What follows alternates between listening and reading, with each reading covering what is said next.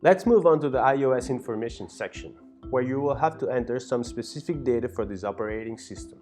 First field to fill in is a secondary category specific to iOS that will serve to further specify the characteristics of your application in the market. Although the selection is not mandatory, I will choose entertainment. We continue with copyright. To be able to publish in the Apple Store, you will have to add here the name of the company or person to whom the ownership of the content is assigned. Enter the official name of the owner of the application.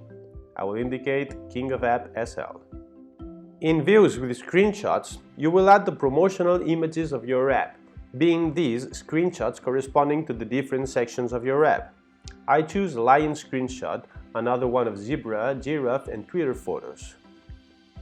In the Apple Content Description section, we will usually leave all items as they are, as making changes may result in their rejection in the marketplace.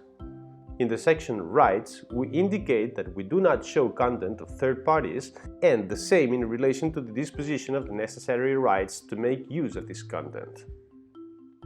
We leave everything the same in both sections and go down to the location, which will have as many tabs as you have indicated in General Data.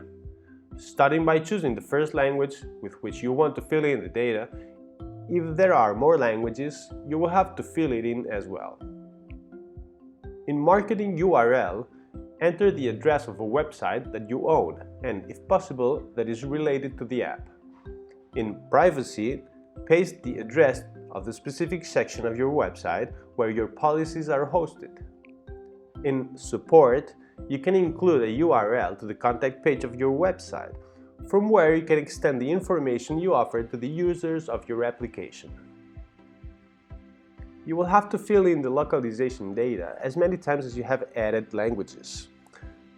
That's everything related to the data that will be interpreted by the markets where you will upload your app.